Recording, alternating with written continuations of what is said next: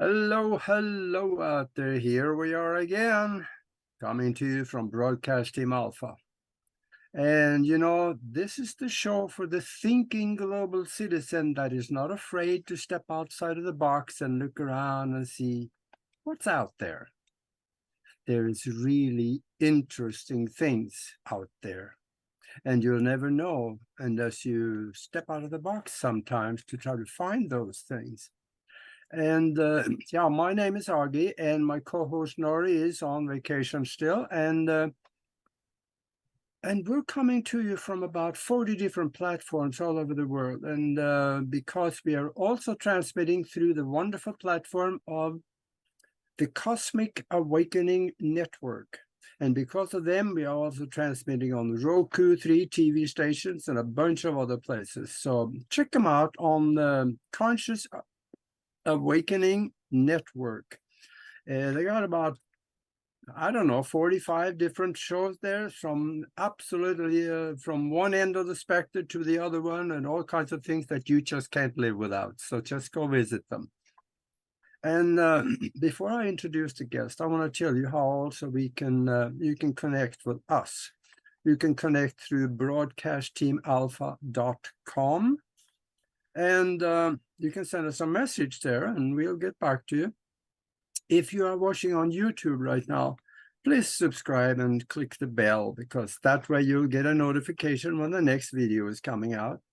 And that is also the best place to watch, because that's the only place where we monitor and we can answer your questions on the in the chat room there. And otherwise, if you ask questions, put them in capital letters, and we'll see if we can get to them. Maybe Mac can help us out on this one, because I only got 2 ears and 1 mouth and a couple of hands, so I can't get to everything. And one more thing I want to tell you about. Nori and I put together a spiritual think tank, and that is where we do some incredible things. It seems like sometimes we create out of seemingly absolutely nothing, and things happen because we found out how to communicate with the unified field or the universal mind, and it listens. So if you want to have a look at what we're doing and be part of something that is absolutely bigger than ourselves, send us an email to themastermindconnection@gmail.com. I'll send you some information. I'll send you a link so you can come and sit in, and you can be part of a session that we do, where we do communicate with the universal mind, and we're getting good results, tremendous results, both in abundance and healings, and it happens just about every time. So just come and check it out. And now I'm going to introduce the guest for you.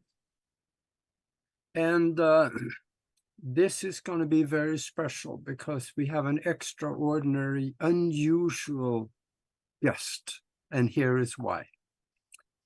We have Michael W. Hall with us. Now, he is also known as the paranormal lawyer. He's an attorney. And you can ask, yeah, I asked that too. How in the world did an attorney get involved in UFOs and extraterrestrial research? He must be a little different, and you're going to find that he is. He's also a doctor of jurisprudence and former Superior Court judge. He's also been a UFO field investigator for 49 years, a long-time consultant to MUFON, that's Mutual UFO Network. And also he's an attorney for National UFO Reporting Center and the National Aviation Reporting Center of Anomalous Phenomena. And that's where most pilots report their sightings, because I think that's the only one they know about. Pilots don't get out much, you know. He is also an examiner an experiencer himself. And he's the legal counsel and advisory capacity for very high-profile people within the UFO and the extraterrestrial field. If I mention their names, you would all know them. So beyond that, I want to welcome Michael to the show. Welcome. Augie, thank you very much for having me on this sterling show. I really enjoy what you do out there in the world. So, matter of fact, I have often thought that if ever you or myself teamed up as a paranormal team, we could have taken everything by storm by now. I love storms. Yeah, just not when I'm flying. That'd be all right. But oh yeah. no, I do have a beginning question, but before I mention the beginning or the first question, I want to tell the listeners what we're going to hear a little bit about today. We are going to hear about the government document or documents, maybe more than one, that absolutely beyond any kind of question proves that yes, UFOs are real and the extraterrestrial presence is real. Governments are talking to them, many different governments. And also we're going to talk about what we are to expect from here on. I'm going to bring up that, and the two of us will discuss that one a little bit, because there are some similarities in the way we think and what we have researched. And for those of you that want to know a little bit about what we can expect here, and also hear about the government documents that prove that the government's been lying to you, it could get interesting. All right, here's the first question for you. Now, you're an attorney. Actually, you're a lawyer. I don't know. There's a difference between those two, but we're not going to go there. You're a lawyer, and what in the world happened to you somewhere in your past that made you become interested in UFOs and extraterrestrials? There's got to be a story behind that. I'm all ears. Okay, well, Augie, it's not really a dramatic story, like a sighting when I was like 5 years old, or, entities appearing in my room, that kind of a thing. As far as I remember, by the way, I have not really been regressed hypnotically in that regard, but one day maybe I should. But the whole idea of my interest in UFOs predates my becoming a lawyer for many, many years. It started out as a kid. I grew up in New York City, Augie, in Manhattan on West 121st Street. The same, actually, my next door neighbor was an older guy in the neighborhood named George Carlin. Really? Yeah, and this was, an interesting neighborhood by Riverside Church and Morningside Park. This is our name. Maybe George Carlin nicknamed our neighborhood later in life when he became famous, White Harlem. That's where I grew up as a kid. And, of course, on Saturday mornings, we would get our 25-cent, allowance and go down to the local corner store and spend like an hour or two looking through the comic books. And then, finally they kick us out, and, we'd have to buy one and we'd leave. But I started out with the Superman comic books, Green Hornet, Flash, all those wonderful, ideas of, strange life coming from other planets, and coming down here to Earth. And then, of course, I graduated into the dime novels, the 1950s contactee books, George Adamski, George Van Tassel. Yeah. These guys were way ahead of their time, coming out and casually telling everyone that they have become friends with local people on the planet who come from different, necks of the cosmos, like Venus and everywhere, and Saturn and stuff. So I was always interested in that. For some reason, I just gravitated to the idea that we might not be alone in the universe. Yeah. Then, of course, when I grew up, I was just always fascinated with the stuff. In college, as I mentioned to you, I became a field investigator for APRO, the Aerial Phenomena Research Organization, based out of Tucson in your neck of the woods there with Jim and Coral Lorenzen. And that was kind of the beginning of my really becoming serious and looking at what's going on. I went to law school in California, by the way. I went to Southwestern University and got my law degree. But, you know, as soon as I graduated from law school, I always started this pro bono kind of work on the side of helping my fellow researchers and friends in the field of ufology in their basic legal issues that they came up with. Typically, they have NDAs they got to sign, and someone has a contract they want to give them to appear on a television show, or they need to create a nonprofit corporation and those kinds of things. And of course, we'll talk about, you know, the disclosure trust and the various trusts that I've done over the years as well, as you're well familiar with. So anyway, I was always doing that on the side with a general legal practice, and I've always enjoyed that. So, you know, when I became a Superior Court judge pro tem doing settlement conferences for the Thurston County Superior Court, that was a little bit more staid and dried compared to my UFO pro bono work, but I enjoyed that as well, meeting people and coming up with problems that had to be resolved. But now that I'm retired, I'm 71 years old, just a spring chicken as far as what you tell me, but thank you for that.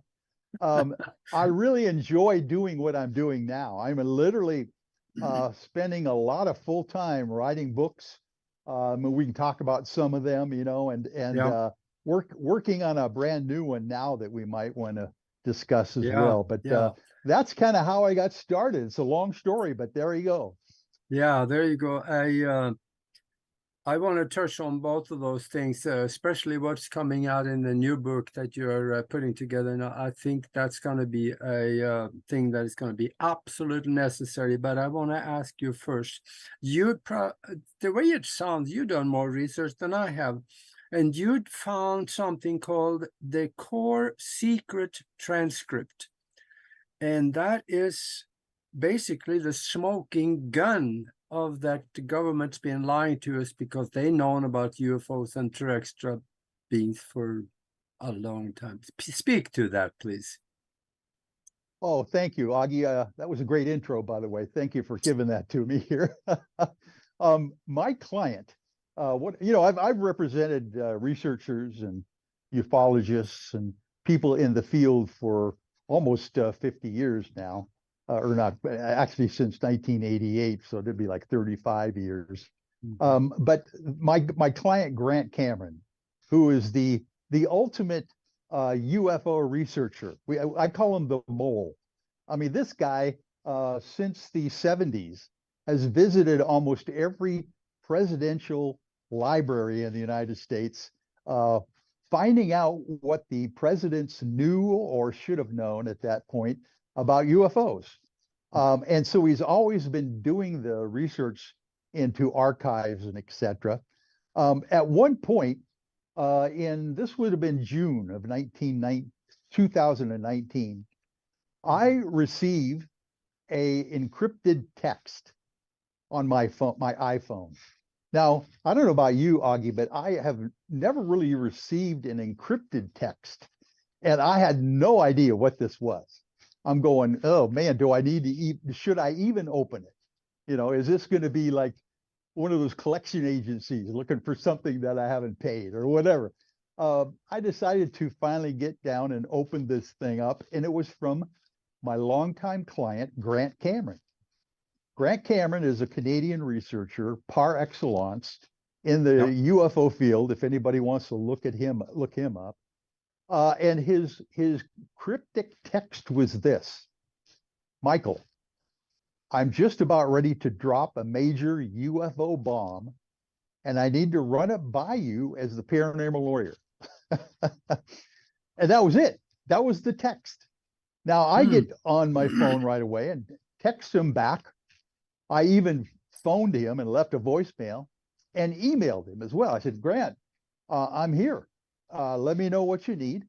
And I was totally confused, but I figured that something that amazing from Grant Cameron has got to be pretty interesting. So Big I'm thing, yeah. waiting to hear from the guy. Now here's the real interesting thing. 9 days go by, Augie, and I don't hear a word from Grant.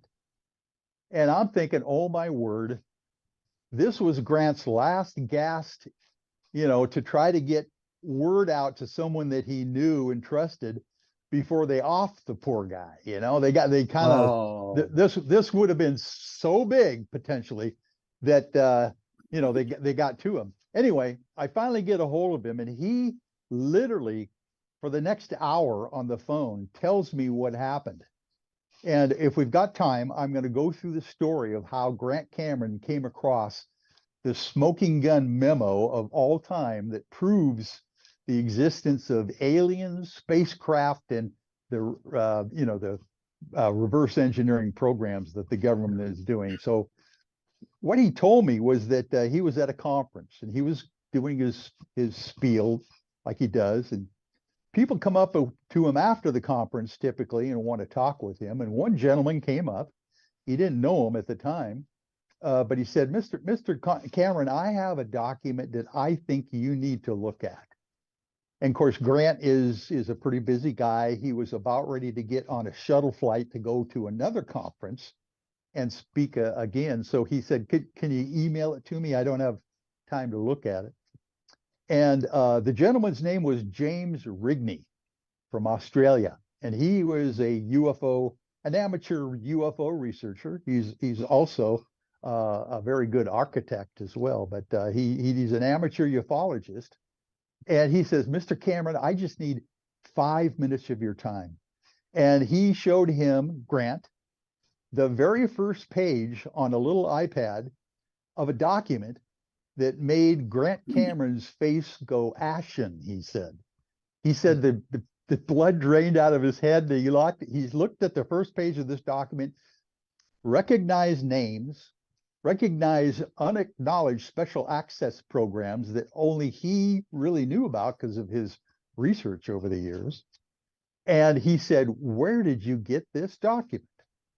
And this James Rigney says, well, a friend of his was a friend of Edgar Mitchell, the Apollo 14 astronaut, who had died a few years prior to this and had literally left multiple banker boxes full of documents in his estate.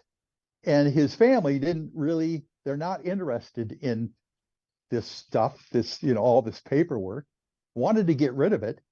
And James Rigney's friend, and also an Australian, decided to take the boxes off the family just to kind of get them out of the house for them. And they were sitting around this Australian's house for a year without anyone even looking at them. And James Rigney found out that his friend had these banker boxes and said, this is Edgar Mitchell's paperwork. I would love to go through it. And so he did. And James Rigney, being a ufologist himself and knowing what to look for, came across a memo that literally blew the socks off of disclosure. This document purports to be a meeting between Admiral Thomas Ray Wilson, who was at that time J2, Joint Chiefs of Staff, second in command, in charge of all the intelligence departments of the military. You're talking Air Force, Navy, Army, Marines, Coast Guard, all the intelligence departments of the military was underneath this Admiral Wilson. And his meeting was purportedly with Eric Davis, the longtime physicist that has been involved in the background in the military and industrial complex issues regarding UFOs and and the paranormal. And for an hour and 20 minutes, these gentlemen met in the Admiral staff car behind the EG&G building in Las Vegas, Nevada at McCarran International Airport and talked about what the Admiral was able to do in finding out about these interesting special access programs being run by private military contractors. And this one military contractor, which will go nameless because he would not name them at the time to Eric Davis, literally had a group of gatekeepers who was keeping the lid on what they were doing. The Admiral got some leads from actually from Stephen Greer, the physician ufologist himself, who literally did a Pentagon briefing with Admiral Wilson in 1997, along with Edgar Mitchell, Commander Willard Miller, and others, and literally gave him some leads that the Admiral finally followed up on and was able to get this meeting with this unacknowledged special access committee. This group literally at one point, I'll cut a long story short, but after a lot of haranguing and the Admiral saying that it's been a mistake that you haven't briefed me on what you're doing because I am in charge of all of these special access programs that the Pentagon is running, and I haven't heard about the details of what your process is. The Admiral thought for sure that they were a program probably hiding underneath the term of extraterrestrial that were probably reverse engineering technology from Russia, China, or earthly technologies that have been crashed, and trying to figure out how they work, warheads and spycraft and all that stuff. But in reality, after a while, the gatekeepers finally spilled the beans, told him that no, we are actually a reverse engineering program dealing with technology of not of this world, they say, not made by human hands. And that's in this 15-page single-space memo that confirms the bottom line, confirming that the military is in possession of a working spacecraft that can travel through interstellar space, through our atmosphere, of course, underwater, and through dimensions. That's the confirmation in this memo. Yeah. And literally, they are confirming that Roswell, New Mexico crash happened, the retrieval of alien bodies, both dead and alive, of the reverse engineering process that has been going on behind the scenes in black ops for generations, and the fact that they are in possession of multiple crashed spacecraft. Now, this is a document literally that confirms everything that we've already been, researching and knowing about for years as ufologists. But it's the first time that there has ever been high-level confirmation of these issues. Well before even David Grush and the Senate and the congressional hearings that just recently happened. This was a document on paper that proved it all. Let me ask you this. That's phenomenal. Did this front page of that document have any stamps or classified, restricted, eyes only, or anything? Or did it just slip through the crack? Let a paranormal paralegal like yourself come up with a question like that. That is perfect, because I'll tell you what, that is one of the first things that I asked Grant Cameron when he gave me this text and we finally talked over the phone. Grant and I were trying to figure out, indeed, will we end up being given a free one-way trip to Guantanamo Bay if we mention anything about this document, that we have it in our possession? And literally, we had it for 6 months trying to vet it trying to figure out what to do with this document before it actually was leaked to the public. But there were no classified stamps. This was a document that was from a private citizen, Dr. Eric Davis, from a private conversation that he had with the J2 Admiral Thomas Wilson after he was retired. So it was not classified. It was amazing. That's amazing. Wow. That this is one of the many that is out there. But the others, they have been classified. This won't slip through the crack, obviously. Yes, and as you well know, the classified documents are kind of being leaked, drip by drip to the public, from the FBI, the CIA. There's been actual classified documents talking about these issues for decades, and now we're finally they're seeing the light of day. My client Grant Cameron was literally one of the people that came across a memo from the 1950s from a gentleman by the name of Wilbur Smith from Canada, who literally was able to get a document out of the United States confirming that UFOs were the highest classified issue in the United States at the time in the 1950s, and it was even classified higher than the atomic bomb process at the time. So literally these documents have been out there, and but there has never really been a high level confirmation in writing like the Admiral Wilson, Eric Davis, smoking gun memo of the century. And by the way, that term was coined by Richard Dolan, the UFO historian.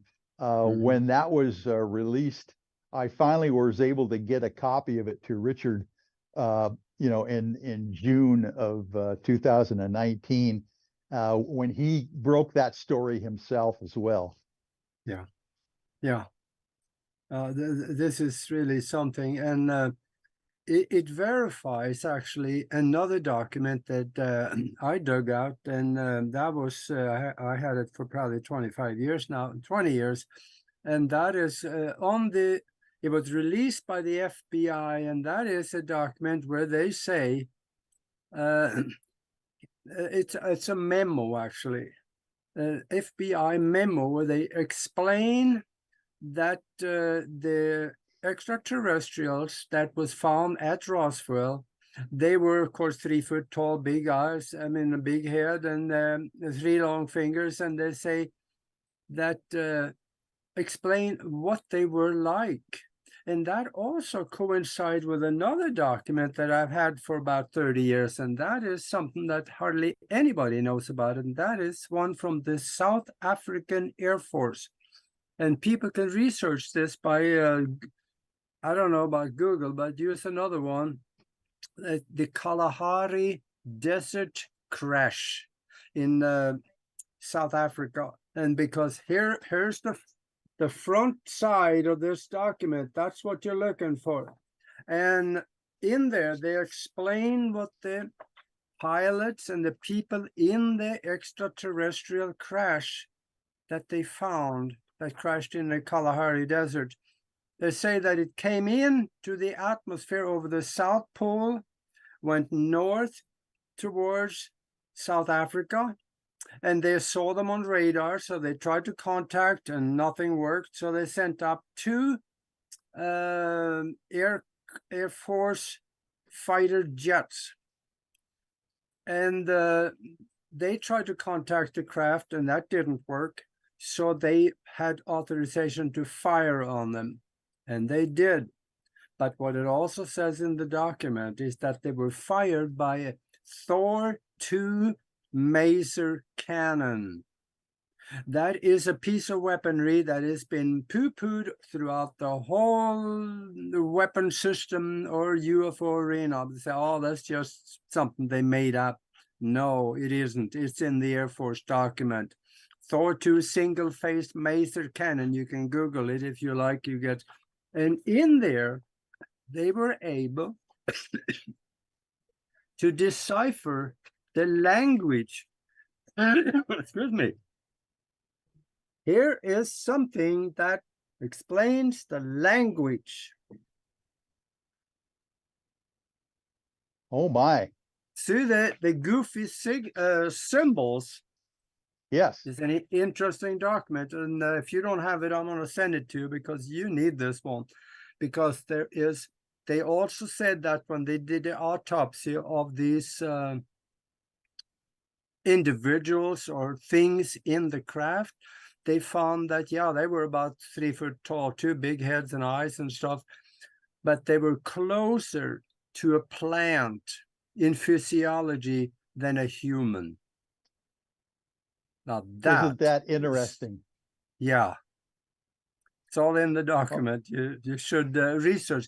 This one was declassified after a little bit, but we got it while it was classified.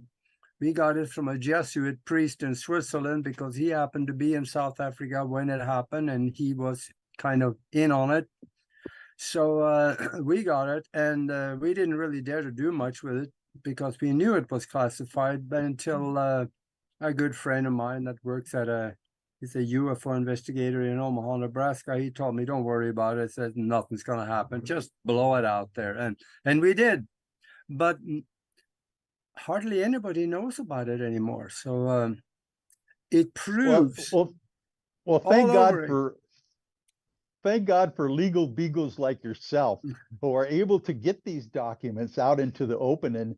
And I am just salivating to get my hands on the document and look at it myself. So thank you for that offer. Yeah, we'll make sure you get it. And I see now that we're down to the bottom of the hour. And for those of you that joined us late, we are talking with Michael W. Hall. He's a UFO investigator, and they call him the paranormal lawyer. So you can find him on Facebook under Michael W. Hall. He's got a lot of good information and stuff on there you read to see. So let's go on a little bit further. And about 1998 or so, there was a movie that came out, actually a video that came out, The Alien Autopsy. And it fascinated the daylight out of me when it came out. Can you talk a little bit about, because I know you know things about that most people don't know. Yeah, it's it's a fascinating story. To go way back to tell about how this kind of thing surfaced initially. My client Grant Cameron, the Canadian researcher, amongst some of the other things that he dug up was an email thread from a Dr. Kit Green, who was literally a guy at the CIA who ran the weird desk, they called it back in the old days. Dr. Kit Green was actually a medical doctor, and he had an email thread that Grant came across and found in one of the archives when Dr. Green was talking with some of his other fellow NIDS board directors, and that is the National Institute of Discovery Science, ran by Robert Bigelow. And they were talking as board members back and forth regarding the alien autopsy film that Ray Santilli from England had put out there and famously made some documentary productions out of. This email thread literally was talking about the fact that the people on the board of directors of NIDS had seen the alien autopsy film, and they were talking amongst themselves on what they thought of the film. And Dr. Kit Green at that time and some of the other NIDS board of directors were saying, you know what? I have seen a documentary film with this same kind of footage in the past at the Pentagon. That's how this whole thing kind of started out, with Grant Cameron going, well, maybe this is not a hoax. maybe this thing is not just a commercial venture by Ray Santilli. So what happened was we got Ray Santilli on the phone. Grant Cameron and myself did a podcast back in the old days. It was probably 10 or 15 years ago by now, about what he was actually trying to portray here in this alien autopsy video that was all over television back in the day. And literally we pinned him to the bottom line, because I won't make this a long scenario here, but the idea was that he actually confirmed this was a recreation that he came up with vintage footage and simulated footage, but that he had actually also interspliced within his recreated footage real footage of the alien autopsy that supposedly happened in Roswell, New Mexico, from 1947. And that's the bottom line, that he says that, yeah, okay, this is a recreation, but in reality, we got a hold of through an old Army videographer who was on duty that day, filming this alien autopsy. And of course, most of the film had been destroyed, but some of the footage that they were able to save was put into this new alien autopsy movie. So I don't know what to think about the whole idea, but literally, if you got some people from the NIDS board of directors confirming that they've seen something similar, you've got Ray Santilli confirming that he literally found some old recovered footage from 1947 and used it in his recreation. These kinds of things lend me to believe that there's some truth to this entire event. And of course, we probably won't know the bottom line, at all, but hopefully it's something to conjecture about. I personally think that it, if not all of it, most of it is actually real, because I think it's part of that drip indoctrination that dates back probably 50 years all the way up to now, slow form of education all the way up to disclosure. I think it was part of that. Good point. I think you're right. All of this, as you well know, Augie, being in this field so many decades yourself, all of this is slow, dripping disclosure. But I'll tell you what, my bottom line is that I believe there's a reason why it's been happening so quickly lately. I believe we probably have been given a deadline on this planet. I think the powers that be have had their chains pulled at one point, saying, if you don't do it, we're going to do it. Maybe even the ETs will do it themselves. So I don't think it's going to be very long before we actually get that first domino tipped over is going to do the whole thing. Yeah, absolutely. I think so too.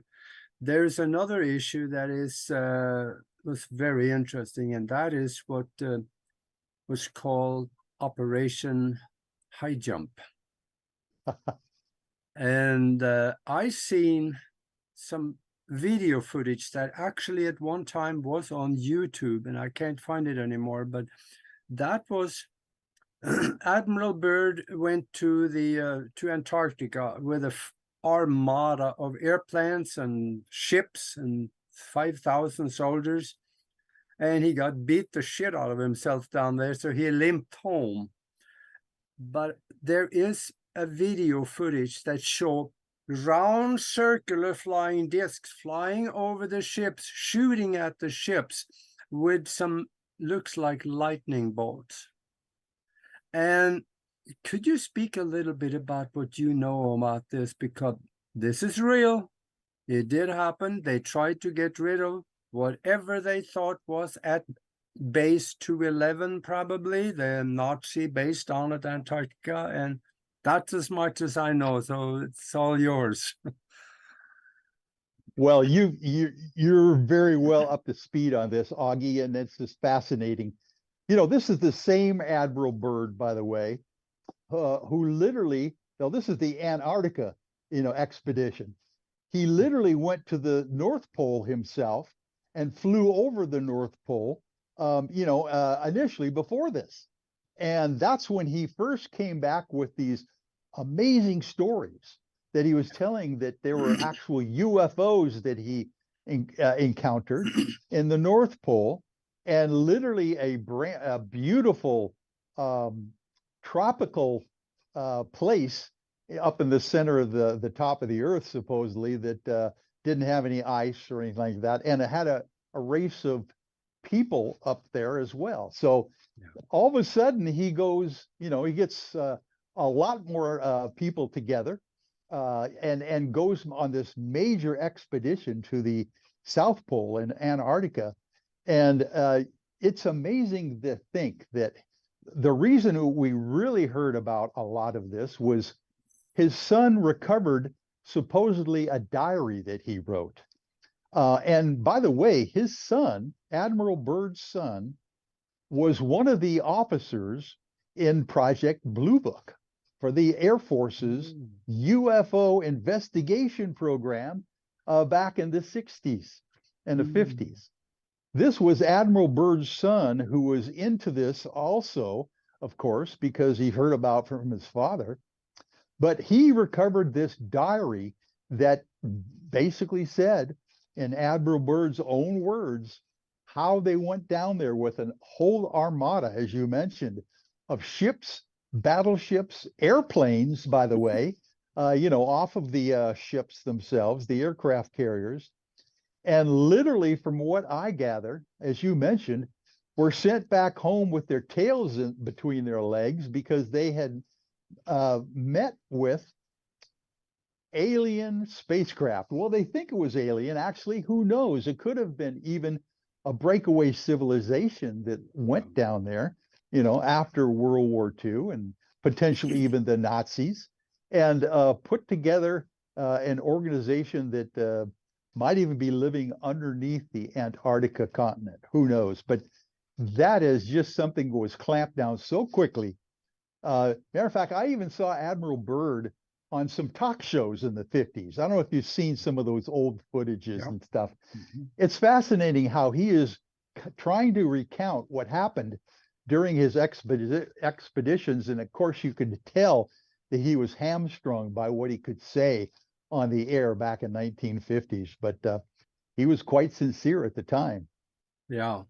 And he talks about the land beyond the pole. So there is something there beyond the pole that we're not told. Well, we've always heard that Antarctica is almost a mountain of ice until you can get over it. And then there's a whole new area that we haven't even explored. As a matter of fact, they don't even let you go there. They wouldn't let you fly over it nowadays. Even the military is restricted from flying over that area. Yeah, and I know, because I looked into this. I'm a pilot, and the area where the North Pole is supposed to be at the top of the world is restricted airspace. At the South Pole, where the South Pole is restricted airspace. You can't get in there without having government permission. And guess who that government is? United States. There you go. Yeah. And I know that when you fly from, let's say, from United States to Tokyo, you can actually fly over the pole, they tell you, but they won't let you fly over the pole. You fly around the pole. Nobody can be allowed to fly over the pole. So there is stuff going on here. And this particular story is very interesting. I'm going to take 45 seconds and tell you. I've been sitting around in pilot lounges around the country a lot. You flew people out, you're waiting for them to get done and fly them home. But I got in Kansas City one time, the pilots of the Concorde, they came into town and they parked, and the three or four pilots was in the pilot lounge with me, and we got to talking. And of course, I can't help it. I have to bring up UFOs. And two of them, they were very interested. And I talked about the hollow earth. And one of them, I got to talk about that, and he said, wait a minute, it says, this could make sense, because when we fly over the pole, they fly over there a lot, going from continent to continent. He says, I look out the right side and you can see a little bit of curve going up, like convex. When I look out the left side of the cockpit, there's a little bit of curve going the other way, Oh my. concave. So I always wondered, why is it different on the right side than the left side? If there's a hole going into the center of the earth on the left, it could make it look like a hole, couldn't it? Exactly. And Oh my. yeah, so it was really puzzling. But I think afterwards I discovered, by thinking about it, that I think they just confirmed to me that there's something there. You can't fly over the pole because there isn't any, but you can fly around the inside rim of the hole, and that's what they call the North Pole. Oh my Anyway, goodness. yeah. So that's a good. I see where the clock are running on us, but I want you to talk a little bit about that new book that you're putting out, because I think there's going to be a lot of religious fanatics that are going to need that book when they see the sky is full of ships and they're not all demons or jinns. Yeah, well, that's I appreciate that intro too, because I would love to be able to tell you about what I'm working on. The book is called UFOs and the 21st Century Church. I've been a faith-based guy my entire life. I was past vice president of Puget Sound Christian College as well. And I was always the kid in Sunday school that'd be asking the weird questions, what's up with all these giants in the Bible and these witches and all of the strange things that you can read. Matter of fact, I say that the Bible itself is probably one of the most paranormal documents that we have here on this planet. Literally, if you get into some of that stuff, you're being going, wait a minute, this stuff has been going on for millennia, not just since the 1940s here on the planet. But what I thought is that literally when disclosure happens, as it is right now, the church is going to have a difficult time at one point. They're going to be facing a paradigm shift, I believe, that is going to be earth-shaking to Christian-based and faith-based believers. And my feeling is that if we lose the local churches on the corner, the Baptist church, the Methodist church, the local pastors who literally hold the fabric of our society together, we are going to be in bad shape as a society ourselves. So this book is my humble attempt at trying to bring to the fro information to help Christians and faith-based believers get over the coming paradigm shift that is swiftly happening on a daily basis right now. Yeah, and this is not just the Christians. The Muslims, they're going to be just as confused, because not everything out there is a jinn. There's got to be something more. Well, and if you go into the Old Testament, you're talking about Muslims and Christians and all sorts of religions stem from our father Abraham completely. So who knows what's going to happen when this thing hits the fan. But I tell you what, I don't know that there's anybody out there attempting to do this kind of thing, but I'm thinking ahead on definitely what does a post-disclosure world look like.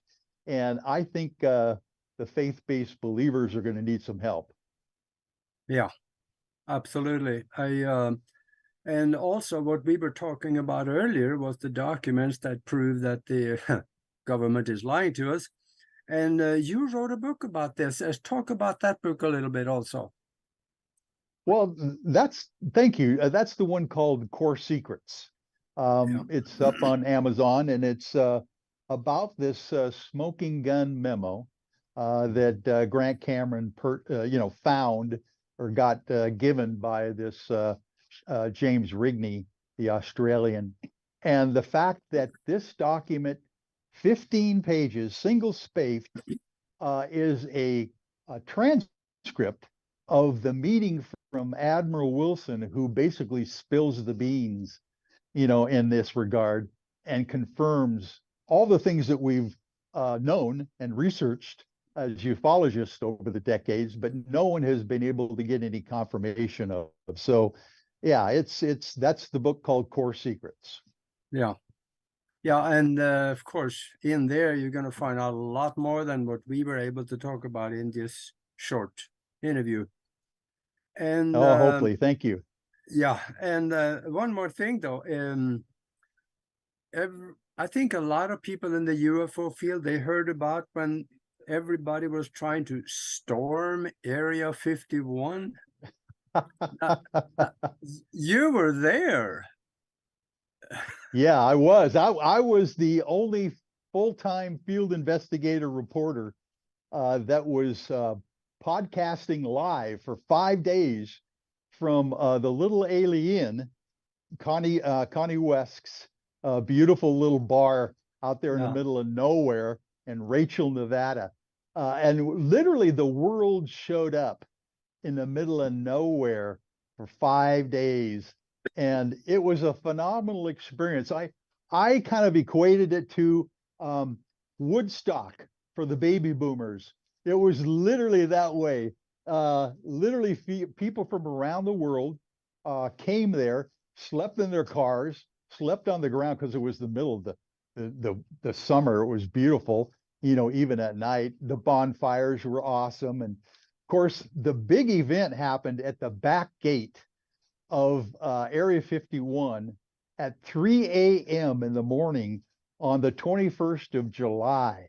And that was an amazing event where there was kind of been rumored that there was going to be a storming of the gate at that time, and everyone was supposed to meet and see what they could do. In reality, what happened was I was amazed at the camo dudes because they were trained somehow how to deal with a crowd like that. And literally, the bottom line was they befriended the ufologists wanting to storm the gate, and literally it became a love fest.